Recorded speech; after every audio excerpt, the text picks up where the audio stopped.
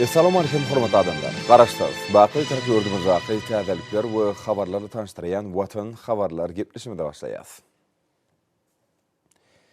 Şuun hormatly prezidentimiz Gurbanguly Berdimuhammedow saglyk uğraş ulgamy üçin niýetlenip, ýurdumyza getirilen täze dikuşory gözden geçirdi. Munyň özi insan saglygyny ýurdun baş baýlyk hökmüni akrardan arkadan prezidentimizin mukaddes garaşlygymyzyň şanly 30 ýyllyk Aşgabatyň 140 ýyllyk senesiniň öňü sirasynda halkymyz üçin ajaýyp bayramçylyk sowadyny urilýär. Yurdumyzyň iň gymmatly baýlygy bolan adam we onuň saglygy barada kaladany döwlet ýadatynyň ileri tutulýan ugry hökümine kesgitlen mehriban arkadagymyz ýer bilen yurdumyza täze gelip gowşan iň kämil enjamlaryny öpsedilen kuwatly lukmançylyk dikçoryny sinledi. Talgora şwe Derman Senat Ministri Aman Epedow iň döwrewap kuwatly lukmançylyk dikçoryny alyp berendigi täze dikçoryň paýtagtymyz Aşgabatyň 140 ýyllygy we edi ýurdumyzyň garaşdyrlygynyň şanly 30 ýyllyk münasibetli halkymyza ajaýyp sowgat bolanyny bellep, munyň üçin mehriban arkadagymyza alkyş sözlerini aýtdy.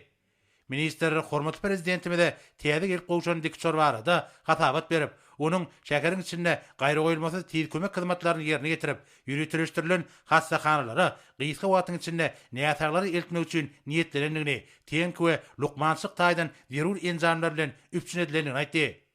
Belenşäli dikçoryň içinde näýatlagy doly meçerde lukmançylyk hyzmatlaryny ýerine getirer ýaly ähli mümkinçilikler bar. Ýürüti enjamlaryň kömek arkaly raýatyň beden agdalarynyň käbir lukmançylyk görkezleri beýan edilýär. Bu enjamlary dünýäniň öňdebazy döwletleriniň kämil önümi bolup, dikçoryň hereket ýagdaýlaryna laýyklykda, ýagny teňkanyň titremesine, asmana göterilişine we beýleki häsiýetlerine görä taýýarlananlar. Çünki olar sanly gom arkaly işleýän häzirki döwrüň kämil enjamlarydyr. Näçägi dikçor arkaly gyssagy alyp gitmeli bolany, bu enjamlar beden agdalaryny zerur bolan kislorod ýa-da beýleki ulgamlar bilen doly öpüşen edip bilýär. Munyň özi lukmanlaryň işini köp derejede ýeňilleşdirýän we näçäglere degişi kömekleri tiz bermäge ýardam berýän iň kämil üpçünçilikdir. Dikçoryň içinde zerur bolan erginleri sowatmak we gyzarmak üçin hem ýürüti enjamlar bar. Reanimasiýa we gaýry goýulmasy tiz kömegi bermek üçin Derman hemde tarpeç terişleri üçin ýürüti gutucuklar bar. Görünşýäli hormatly prezidentimiziň halkymyzyň saglygy barada kaladylary esasyna sowgat berilen bu tiz lukmançylyk kömegi dikçory adatda nyşar ýagdaýlarda näýatlary ýokary ýylly we netijeli ilkinji lukmançylyk we zerur bolan ýagdaýlarda ýürütilişdirilen gaýry goýulmasy lukmançylyk kömegini öz wagtyna bermäge, ilatymyzyň saglygyny gorap taklamagy hemde ömür dowamlylygyny uzaltmagy ýardam berer. Dikçoryň iň ýokary tezligi sagatda 275 km, iň ýokary uçuş uzaklygy 510 km barabardyr. Onuň ýere gonýan böleginiň goşmaçy enjam bilen üpçün edilmegi bolsa, dikçoryň dağa teklerine, gum we çöllük hemde barmasy kyn bolan ýerlere gonmagyna mümkinçilikler edýär. Munyň özi bu kämil dikçoryň ýurdumyzda häzire çenli bar bolan şunyň ýaly dikçorlardan tapawutly aýratynlygydyr. Ýokary tezlikli, dünýäniň döne laýyk gelýän, häzirki zaman tanylgym tehnologiýalar bilen doly üpçün edilen, ähli zerur bolan amatlyklar döredilen bu dikçor gysga wagtyň içinde näçägi alyp barmak üçin niýetlenenler.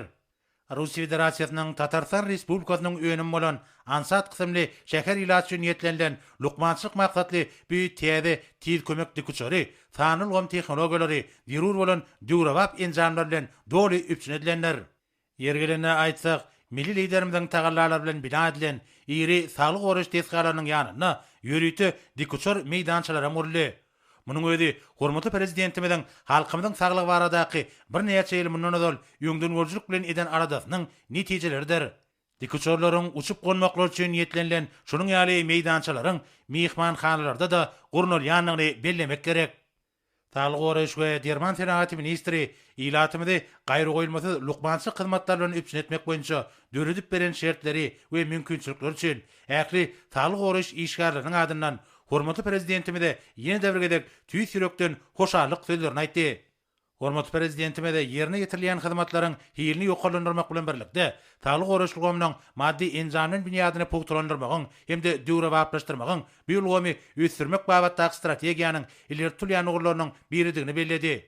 Soňra Türkmen Hava Ýolları Agentliginiň başlygy Saburov ýurdumyň raýat aviasiýasyny ösdürmek maksady bilen Russiýa Federasiýasynyň Tatarstan Respublikasynyň degişli idaralar bilen iki taraplaryň hyzmatdaşlygy ösdürmek orny alınıp bolýan işler barada hatabat berdi. Ýokary derejede gazanlan alaşyklaryň etatyny, ýerine ýetirilýän işleriň çäklerini, ýurdumyzda toprak howa şertlerine laýyk gelýän dikçorlary getirmek möhüm işleriň hataryny durýanyny bellenildi. Hormat prezidentime de hatabat dinläp, alınıp bolýan işleri maksady laýyk dowam etmegi tapşyrdy. Hem de şunun ýaly kämil dikçorlary ýurdumyzyň wilayetlerine de ulanmagyň mümkinçiliklerini öwrenmegi Türkmen Hava Ýolları Agentliginiň başlygy Taburow we saglyk goraşganda Derman Senaty ministri Aman Epetow tapşyrdy. Döwlet başlarymyz täze lukmançylyk dikçorlarynyň getirilmeginiň köpügli ulag aratynyşyk düzümleşdirmegiň ýurdumyzyň ykdysady, maýy goýum, üstsaşyr geçiriş, terişli kuwatyny durumşa geçirmegiň möhüm şertdigini aýtdy. Döwlet başlarymyz Russiýa Federasiýasy bilen döwletary gatnaşyklarynyň çäklerini üstünlükli ösdürilýän Tatarstan Respublikasy bilen hyzmatdaşlygyň iýdigderli, netijeli häsiýetini kanagatlanma bilen belledi. Kazanyň dikçor zawody bilen aviagurulyşyk ulgamyna ýola goýulan hyzmatdaşlyk esasyna onuň howa tehnikalary ýurdumyzda giňden ulanýar diýip hormatly prezidentimiz sözüni dowam etdi. Döwlet başlarymyz dikçoryň tehnik häsiýetnamalaryny çekip, bu kysymly dikçorlaryň döwrewap lukmançylyk enjamlar bilen üpçünedilendigini hemde Türkmenistanyň howa şertlerine gabat gelýänini aýtdy. Soňra ýurdumyzyň saglyk goraş we Derman Senaty ministri Aman Epetow hormatly prezidentimize ýurdumyzda näýatagda böwrek çalışmak boýunça ilkinji transplantasiýa operasiýasynyň üstünlükli geçirilenligi barada hoş habar aýtdy. Bu operasiýa yerli hünärmenlerimiz tarapyndan amala aşyryldy.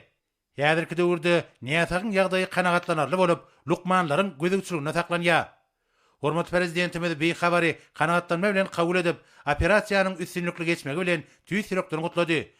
Munyň özi milli lukmanlarymyzyň hemde saglyk goraşlygymynyň gadanan uly üstünligidir diýip mehriban arkadagymyz belledi. Milletiň saglygy ýurduň baýlygy diýen şygardan ugralanyp, häzirki döwürde ýurdumyzda saglyk goraşlygymyny kämilleşdirmek we onuň düzümlerini döwrewaplaşdyrmak boýunça maksatnamalaryň çäreler amala aşyrylýar. Bu bolsa adamlaryň ömrüniň ortaça uzaklygynyň ýokarlanmagyna we ilatyň durmuş derejesiniň hilini gowlanmagyna ýardam edýär. Hormatly prezidentimiz täze dikçoryň bir karar döwletimiziň bagtyarlyk döwründe ýurdumyzyň raýat aviasiýasyny ösdürmegiň 2030-njy ýyl içinde milli maksatnamasyny güdümli tutulan wezipeleri üstünlükli durumşa geçirmegi, şeýle hem howa gemleriniň düzümli iýdigderli döwrewaplaşdyrmagy hemde uçuşlaryň howpsuzlygyny üpçünetmäge gönükdirilendigini belledi we bu işleriň dol derejede ýerine getirilmeligini tapşyrdy. Milli liderimiz sözüni dowam edip, Türkmen Hava Ýolları Agentliginiň ýol başçysy Saburow, İçeri işler ministri Çakyýew, saglyk goraş we Derman Senaty ministri Aman Epetow bu urda alınıp bolýan işler dowam etmegi hemde eger zerur bolsa tehnikalary adatdan şar ýagdaýlar baradaky döwlet toparynyň alyp barýan işlerini de ulanmagy tapşyrdy. Şeýlelikde mehriban arkadagymyzyň saglyk goraş maksatly täze dikçory paýtagtymyň ilatyna sowgat etmegi milli liderimiziň döwlet adam düşünürdiýän şygary baş ýürelge edilýän siýasatyna durmuş ähmiýetli ulgamlaryň ösüş üçin möhüm orna ýelýär. Hormatly prezidentimiziň sowgady bolan lukmançylyk maksatly bu täze tez kömek dikçory milli diýip desurlarymyz esasyna kabul edilip, tez kömek dikçoryny uzak wagtlap halkymyň saglygyny goramak bilen baglanyşykly asyrly işde ak ýol arzu edildi. Milli liderimiziň raýatlarymyzyň saglygy baradaky bimeçer aladalarynyň netijesinde saglyk goraşlygymynyň düzümlerini kämilleşdirmek babatda ýerine ýetirilýän işleriň çäklerini ýurdumyzyň ähli ýerlerine iň häzirki zaman enjamlar bilen üpçünedilen döwrewap lukmançylyk merkezleri, saglyk öýleri hemde Derman Senatyna degişli diskalar iýdigderli gurulýar. Olaryň ählisi derur bolan tehnikalar bilen üpçünedilip, ulgamyň maddi enjamlaryň bünyady döwrewap derejede iýdigderli kämilleşdirilýär. Mehriban arkadagymyzyň ýurdumyzyň garaşdyrlygynyň şanly 30 ýyllygy hemde Aşgabat şäheriniň 140 ýyllygy münasibetli paýtagtymyň ilatyna sowgat eden lukmançylyk maksatly iň kämil döwrewap täze tez kömek dikçoram munyň aýdyň suwutnamasydyr. Arkada prezidentimiz bugun ýurdumyň saglyk goraş ulgamyna Russiýa Federasiýasynyň Tatarstan Respublikasynda öndürilen ansat kysymly tez lukmançylyk kömegi dikçoryny peşkeş berdi. Bu häzirki zaman saglyk enjamlary bilen üpçünedilen dikçory Aşgabat şäheriniň 140 ýyllygyny hormatly prezidentiň sowgatdyr. Ýokary tezlikli, dünýä ünlülerine laýyk gelýän, häzirki zaman tehnologiýalary bilen üpçünedilip, ähli derur bolan amatlyklary döredilen bu dikçor şäherlerde gıytgy wagtyň içinde ýakyn aralykda nätaglary alyp barmak üçin niyetlenendir. Dikçorun lukmançylyk bölüminde durly görnüşli demmerler, akşam elektrokardiyograf we monitorly defibrillator enjamy, erin uymak üçin infuzamatlar, emel dem alyş enjamy, avtomatik forge enjamlary gurnulan. Şeýlem dikçor derman ferişteleri, soğutucu we ýylaçy bokslar, ilkinji lukmançylyk kömegini bermek üçin niyetlenen durly gurallar, glukometr, pulsaksimetr, termometr, köpürli şinalar, turly görnüşdäki gurallar, ýanyk şiketli nätalar üçin niyetlenen turly görnüşli enjamlar we beýlik tarpejy terişdeler bilen üçnedilendir.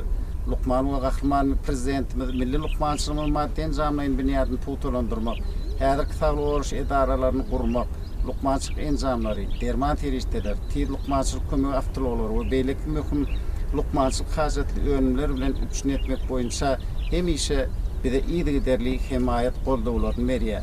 Lukmalar adatdan daşary ýagdaýlarda gaýry goýulmasy lukmançylyk kömegini bermek üçin niyetlenen ansat kıtımly lukmançylyk dikçoryny howat bermegi onuň aýdyň misaly bolup durýar. Ýylatymyzda gaýry goýulmasy lukmançylyk hyzmatlaryny üçnetmek boýunça edýän bimeşwer aladalary, döredip beren şertleri we giň mümkinçilikler üçin ähli saglyk oruç işgärleriniň adyndan hormatly prezidentimize alkyşlar aýdýar.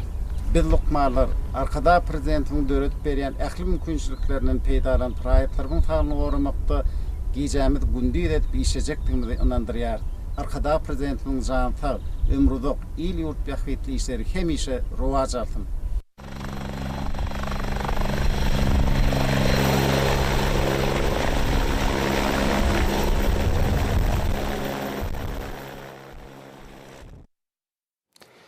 Şuun hormatly prezidentimiz Gurbanguly Berdimuhammedow İran İslam Respublikasynyň daşary işler ministri Muhammed Javad Zarif kabul etdi. İran İslam Respublikasynyň daşary işler ministri wagt tap kabul edendigi hemde ösýokbete şykdy. Döwletary hyzmatdaşlarynyň wajyp meselelerini ara alyp maslahatlaşmagy döredilen mümkinçilik üçin hoşarlyk bildirip, hormatly prezidentimize İran İslam Respublikasynyň prezidentiniň talamyny we Nowruz bayram münasibetli gutluglaryny hemde paragatçylyk, bagt we awadançyk baradaky arzuwlaryny getirdi. Hormatly prezidentimiz dostlukly ýurdun prezidentine we halkyna iň gowy arzuwlaryny beýan etdi. Hemde iki halkyň öňden gelýän hoşnýetli goňşulyk gatnaşyklarynyň berk binýadynyň esasyna gurulýan köp ýyllyk ýödary beýiklikli hyzmatdaşyň ýokary derejesini bellädi. İşin ýagdaýda geçen duşuň çäklerini milli liderimiz we mehman, tiýatry diplomatik, tüwda ykdysady we medeni insanperwer ulgamlarda Türkmen-İran gatnaşyklarynyň möhüm meselelerini ara alyp maslahatlaşdylar. Eger türlü serişdeler we ykdysady kuwata bolan iki goňşy döwletiň diň hukuklylyk hemde öýdary beýiklik ýörelgeleri esasyna gurulýan dep bolan hyzmatdaşlygy ähli ular boýunça mundan meýlekde ösdürmäge gyzyklarını bildirýänligi bellenildi. Määlim bolşaly soňky 10 ýyllyklaryň dowamynda Türkmenistan we İran netijeli hyzmatdaşlygyň uly tejribesini topladylar. Şol hyzmatdaşlyk bolsa tutuş sebäpden ykdysat taýdan ösmegine gönükdirilen 20 çörli bilelikdäki taslamalaryň ençemesiniň durmuşa geçirilmegi bilen berkidildi. İran İslam Respublikasynyň daşary işler ministri tutuş Merkezi Aziýada geosiýasy deňaňramlylygy, paragatçylyk we durnuklygy saklamagyň möhüm şerti bolan Türkmenistanyň paragatçylyk söýjülükli daşary siýasatyny hemde häzirki döwrüň wajyp meselelerini çözmäge oňun çemeleşmelerini gollaýanlyklaryny belledi. Milli liderimiziň öňe süren energetik hukuklygyny üpçünetmäge hemde ulag üssaşyl geçergeleriniň täze halkara ulgamyny döretmek boýunça ähli mumy hyzmatdaşlygy ýola goýmagy gönükdirilen möhüm halkara başlangyçlary munyň aýdyň subutnamasydyr. Määlim bolşaly Birleşen Milletler Guramasyna agda döwletler tarapyndan giň gollawy eýe bolan hemde Birleşen Milletler Guramasynyň baş assambleýasynyň ýürüýti kararnamalary bilen berkidilen bir başlangyçlar işiň halkara gatnaşyklarynyň başyna başlady. Hormatly prezidentimiz Türkmenistanyň öňe sürýän başlangyçlaryny şol sany 2021-nji ýyly halkara paragatçylyk we ananşmak geldiýip ýalan etmek baradaky başlangyçyny gollaýan üçin minnetdarlyk bildirip, Birleşen Milletler Guramasynyň çäklerine hyzmatdaşlygyň Türkmenistana özüniň beýtaraplyk derejesini sebit durnuklygynyň we howpsuzlygynyň möhüm şerti hökümine durmuşa geçirmäge mümkinçilik berýänini aýtdy. Mehmana Türkmenistanyň paragatçylyk söýjülükli daşary siýasy ugrany gollaýanyny aýdyp, İran tarapynyň möhüm halkara taslamalara gatnaşmagy gyzyklanma bildirýänini taýyklady. Şol taslamalaryň durmuşa geçirilmegi tebit we dünýä meselelerini tüwda ykdysady gatnaşyklary ösdürmäge ýardam eder. İran İslam Respublikasynyň Daşary işler ministri hormatly prezidentimiň amala aşyrýan açyk kapylar we giň halkara hyzmatdaşlyk syýasatynyň netijesinde geljek uly Türkmen bazarynyn ýyl saýyn dünýäniň maýadarlarynyň we meşhur kompaniýalarynyň köp sanynyň ünsüni özüne çekýänini belläp, öz ýurdunyň işgörler toparlarynyň ýöňden gelýän gatnaşyklar giňeltmäge hemde Türkmenistanyň döwlet we hysusy düzümler bilen has asynjykly hyzmatdaşlygy ýola goýmaga uly gyzyklarny bildirýänliklerini aýtdy. Döwlet tarı gatnaşyklaryny ösdürmegiň geljegi barada pikir alşmalaryň çäklerini, ýola goýulan gatnaşyklaryň ýödara ynanşmak, birek-birege hormat goýmak hiýatiniň goňşy ýurtlary diňe bir gadandan alaşyklary üstünlikli durumşa geçirmägeden, eýsem ýödara beýiklikli hyzmatdaşyň täze ugurlaryny we usullaryny gözlemege mümkinçilik berýänligi barada bir pikir aýdyldy. Şunun bilen baglanykda ykdysady hyzmatdaşlyk boýunça hökümet tarı toparynyň işini işeňleşdirmegiň hemde dörli derejede iki taraplaryň duşuklary ýerderli geçirmegiň zerurdygy bellenildi. Türkmenistanyň we Iranyň möhüm halkara hemde sewit meseleleri boýunça ýödara gatnaşyklary barada hem durulup geçildi. Duşuň ahyryna hormatly prezidentimiz we mehman iki ýurduň goňşy halklarynyň diýip bolan dostluk gatnaşyklaryna ygyrarlydygyny tasdikladylar. Duşukdan soň İran İslam Respublikasynyň Daşary işler ministri habarçylamada şeýle gurulma berdi. Bismillahirrahmanirrahim. Türkmenistanyň çuňur hormatlanýan prezidenti bizi kabul etdi. Munyň üçin hormatly prezidenti tüý sürekden hoşallygymyzy bildirýär. Hormatly prezident doganymyz bilen duşmak bizim üçin hemişe uly buýsançdyr. Men hormatly prezidenti halkara Nowruz bayram bilen gutladym. Türkmenistanyň halkara derejesinde gadanýan üstünlikleri, alaytada oňun beýtaraplyk syýasatyny ýöretmek arkaly halkara giňişligine amala aşýan işleri uly awraya eýe bolýar. Şeýlekem Türkmenistanyň 2021-nji ýyly halkara paragatçylyk we ynanşmak ýyly diýip eglan etmek hakynaky başlangyjyny tüý sürekden golladyk. Bugunky duşuň dowamyna biz hormatly prezident bilen tertip we halkara dünýä derejesinde gatnaşyklary ösdürmek hemde iki ýurduň arasynda hyzmatdaşlygy hasa giňeltmek boýunça möhüm meseleleri ara alyp maslahatlaşdyk. Biz bu orada hormatly prezidentiň ähli başlangyçlaryny dolu gollaýar. Mundan meýlekde iki goňşy ýurduň İran bilen Türkmenistanyň arasyndaky hoşniýetli goňşylyk, dost doganlyk gatnaşyklarynyň hasa berkitiljekdigine inanýan. Sag bolun. Şeýlede Türkmenistanyň Daşary işler ministrligine ýurdumda gelen İran İslam Respublikasynyň Daşary işler ministri Muhammed Javad Zarifiň ýolbaşçylygyna hökümet wekiliýetiniň gatnaşmagyna geňeşmeler geçirildi. Onda iki döwletiň arasyndaky dürli meseleler ara alyp maslahatlaşyldy. Gepleşikliň barşyna taraplar syýasy diplomatik ugur boýunça şeýlede söwda, ykdysady we medeni insanperwer ulgamlardaky Türkmen-İran gatnaşyklary bilen bagly meseleleň giň ermine ara alyp maslahatlaşdylar. Iki döwletiň daşary işler ministrleriniň arasyna hyzmatdaşlyk aýratyn ara alyp maslahatlaşyldy. Sewit we halkara guramalyň şersana Birleşen Milletler Guramasynyň ykdysady hyzmatdaşlyk guramasynyň Islam hyzmatdaşlyk guramasynyň çäklerindäki özara hereketlere seredilip, Sewitde hukuksyzlyk we durnuklylygy putulandyrmakda garaşlyň meňzeşligi belenilip, Owganistanyň ýagdaýlary boýunça pikir alşylyp, halkara paragatçylyk we ynanşmak ýyly wagtda Türkmenistanyň prezidentiniň başlangyjynyň ähmiýetini ýytylyp, hereket edýän hukuk resmi namalaryna syn bermek bilen birlikde Hazar deňiniň meseleleri hem 6-njy Hazar sammitine görülýän taýýarlyk işleri ara alyp maslahatlaşyldy. Taraplar ýakyn wagtda ykdysady hyzmatdaşlyk boýunça hökümet ara Türkmen-İran toparynyň nowatdaky meclisine taýýarlygyň çäklerini birneçe duşuklary guramak boýunça alalaşdylar. Hususan wekiliýetler akyllar Şahir Mahmud Pragynyň doglan gününiň 300 ýylygyny belemek boýunça görülýän taýýarlyk işleri, şeýlede bu sene münasibetli belelikdäki çäreleri guramak mümkinçiliklerini ara alyp maslahatlaşdylar.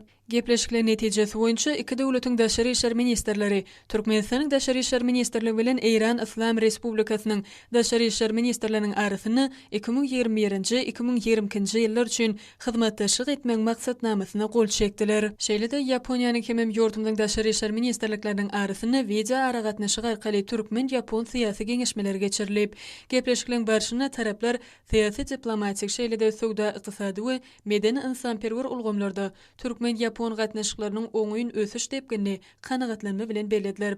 Ýokary derejedäki özara saparlary gurnamak babatda iki döwletiň gyzyklanmalary beýan edilip, parlamentary hyzmatdaşlygyň netijeligini ýytyldy.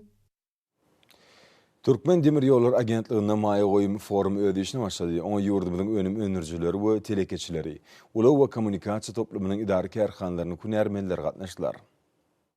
Hormatly prezidentimiň başlangyjy bilen geçirilýän çärenin maksady ugurdoş ministrliklerin we pudoklyň dolanýyş edareleriniň uluw hyzmatlaryna isleg bildirýäniň arasyny işin gatnaşyklary ýoly goýmakdan, döwlet we hususy pudoklary ösdürmekden, uluw we kommunikasiýa ulgamyna işleýän ýurdumyzyň telekeçileriniň maýalaryny çekmek arkaly import önümleriniň orny tutýan haritleri, täze önümçilik kuwatlyklaryny döretmekden ibaretdir. Forumyň dowamyny uluw we kommunikasiýa toplumynyň hünärmenleri ätiýaşyk şaýlarynyň we serişdeleriniň görnüşleri hem möçürleri uluw hyzmatlar hakyndaky maglumatlar bilen tanışdylar.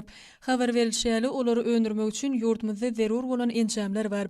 Muňa garamazdan deýişli toplumyň kärhanalarynyň önümçilik hajatları üçin zerur bolan serişdeler hem ätiýaşyk şaýlarynyň uly möçüri daşary ýurtlardan satyn alınýar. Çykyş edenden belleşýär, ýurdumyň ilatyna aragatnaşyk hyzmatlarynyň täze görnüşlerini ködürlemege aýratyn üns berilýär. Dörli programmada önümleri döretmek we gollamak babatda ýaş hünärmeniň hünär derejesini ýokurlandyrmak boýunça işler amal aşyrylýar. Maý goýum formy uluw we aragatnaşyk ulgamyny ýokary hili import we eksport ugurly önümçilik babatda kuwaty artdyrmak üçin tehnologik täzelikleri teklip etmäge taýýar ýurdumyň önüme önürjileriniň mümkinçiliklerini aýdyn görkezdi. Şuun Türkmenistanyň Goranmak Ministrliginiň Harwy institutyny ýurdumyzyň ýaragly güýçleriniň harwy bölümlerine söwüşçüň baýdaklaryň dawraly gowşulşy boldy.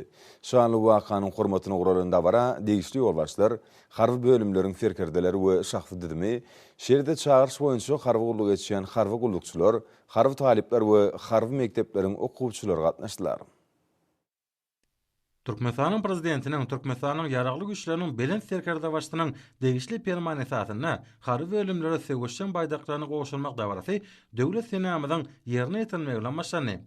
Türkmenistanyň ýaragly güýçleriniň harwy düzgünnamalaryna laýyklykda goşunyň iqrarnamasy bolan söwüşçüň baýdaklar esker mertebesiniň, ar namasynyň, gaýratlylygynyň, şan şöhratynyň nişany hasaplanýar. Bu arada Mehriban Akadamyz söwüşçüň baýdak şol harwy bölümiň söwüşçüň maksadynyň aýratynyklaryny, taryhyny we bitiren hyzmatlaryny tapawutlandyrýan, şeýlede oň Türkmenistanyň ýaragly güýçlerine degişliligini görkezýän aýratyn hormat nişanydyr. Şonuň üçin ony gaýdusuzlyk bilen mertlerçe gorumak her bir watan gorugçysynyň mukaddes borjudyr diýip belliýär. Şu noktadan nazardan bu dawraly we ýatdan çykmajak pursatlarda söwüşçüň baýdaklara münasip bolan harwy bölümiň serkerdeleri garaşsyz baky bitirip watanmyza, mehriban halkymyza, Türkmenistanyň hormatly prezidentine, ýurdumynyň ýaragly güýçleriniň birin serkerde başlygyna ak ýürekden gulluk etmek hakyndaky wöpaly kasamyny ýerine ýetirdiler. Sebebi gadymy döwürlerden bäri türkmenler watan gorugçylarynyň söwüşçüň başlanyklarına uly ähmiýet beripdirler.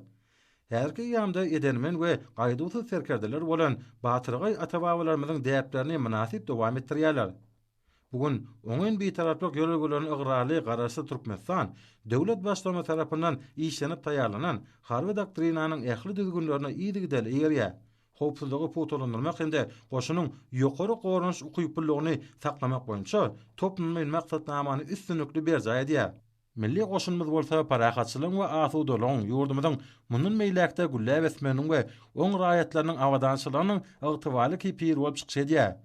Belşimiz ýaly 6 aprelde geçirilen Türkmenistanyň Döwlet Howpsuzlyk Geňeşiniň mejlisinde de hormatly prezidentimiz ýaragly güýçlerimizin maddi enjamynyň binýatyny putolandyrmagyň, serkerdeler taýýarlamak ulgamyny ösdürmegiň, şahsy düzümiň arasyna watançylyk terbiýeçilik işini kämilleşdirmegiň wajypdygyny atady.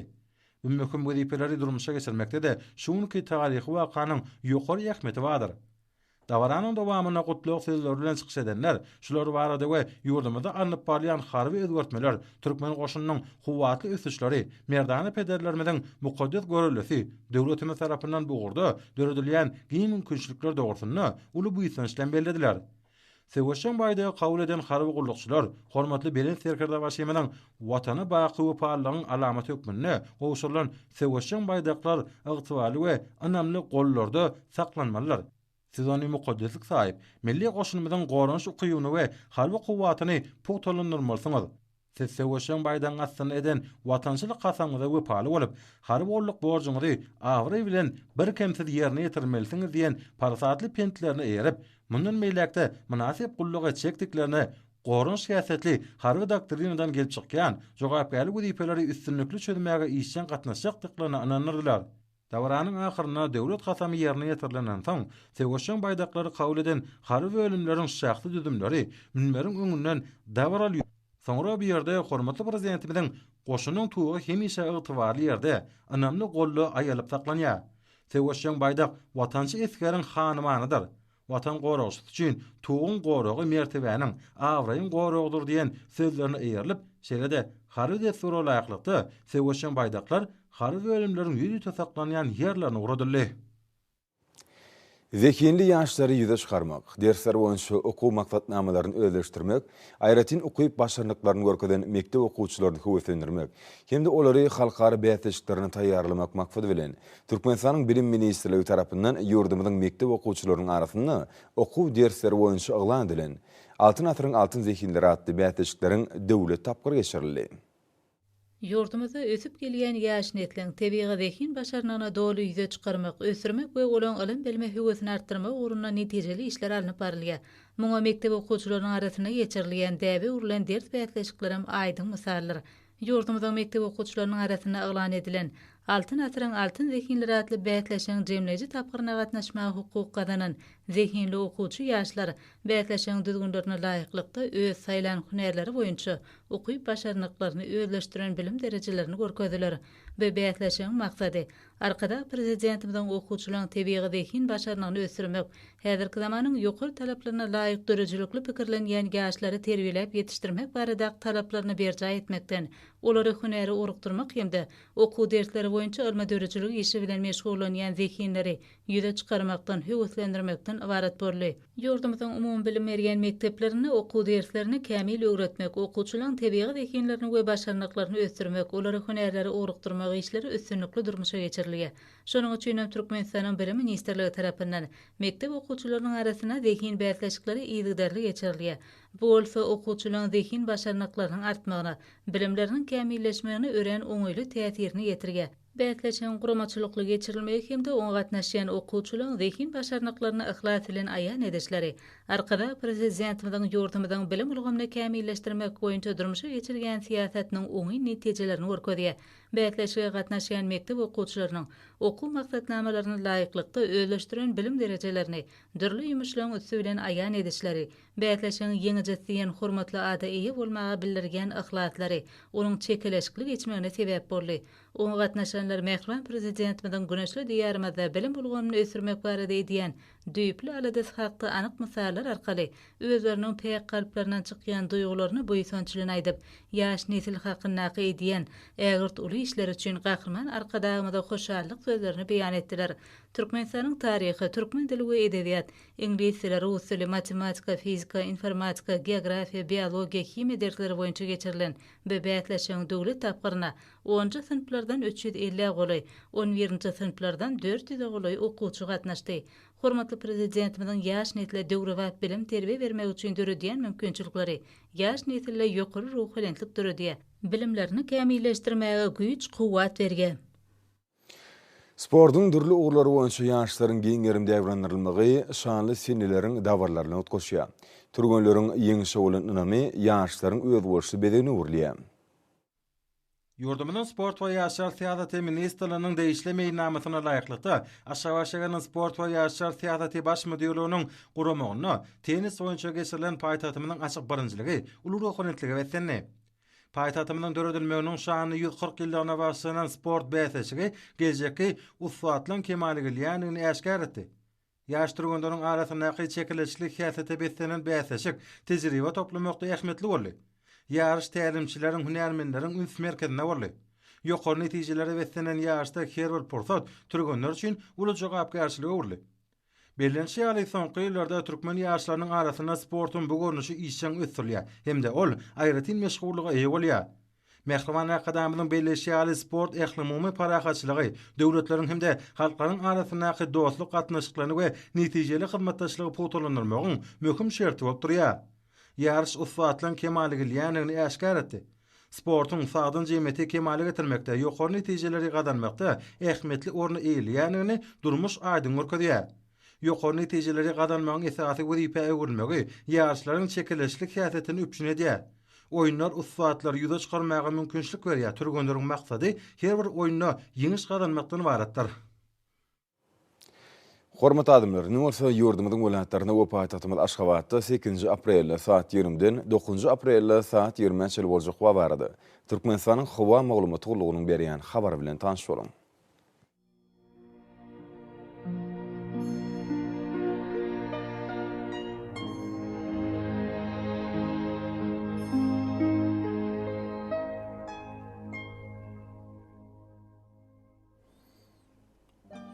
Balkan welatyny ütkäp durýan bulut hawa bir gün örtügün nordun teleskopda 9-14 metre ýetýän şemal ufer. Hawa gejesine 15-20 gradus, gündüzine 31-36 gradus.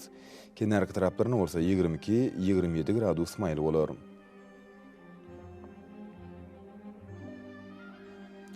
Ahal welatyny azkim bulut hawa bir gün örtügün nordun teleskopda 9-14 metre ýetýän şemal ufer. Hawa gejesine 13-18 gradus, gündüzine 29-34 gradus maýl bolar.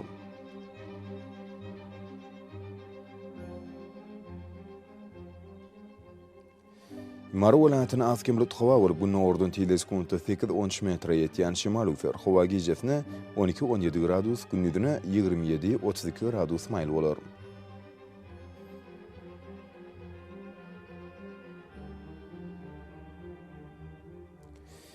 Lewap welatyny azkim bulut hawa bir gün nordun teleskopda 9-14 metre ýetýän şemal ufer. Hawa gejesine 10-15 gradus, gündüzine 24-29 gradus maýl bolar.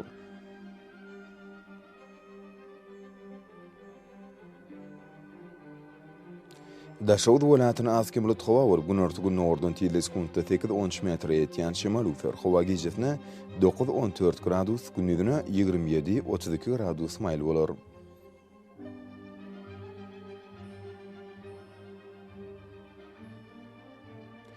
Paýtagtymyz Aşgabatda azkim bulut hawa bir gün örtügün nordun teleskopda 8-11 metre ýetýän şemal ufer. Hawa gejesine 15-17 gradus, gündüzine 31-33 gradus maýl bolar.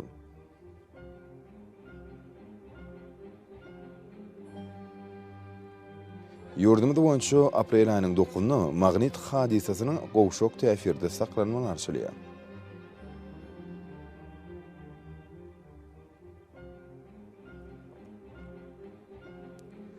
Edil watandaşlar, häzirki wagtda howanyň düzümini tozan bölejikleriniň meşhurlygynyň kadydan 9 göterim artmagy bilen baglanşykly.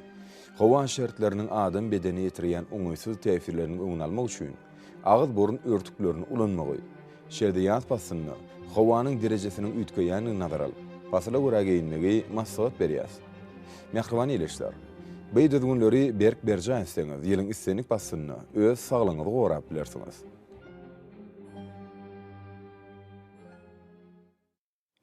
Mehriban adamlar, şunun bilen watan habarlar gepleşimizde jemleýäs. Berkarar döwletimiziň batýarlyk döwrüni ata watanymyz Türkmenistan ýakly wagtlarda tüşerýär. Ýakly tüşen özüne bolsa halkyň behbidi, çünki biziň ýurdumyzda döwlet adam düşünür. Hoş taýyňlar.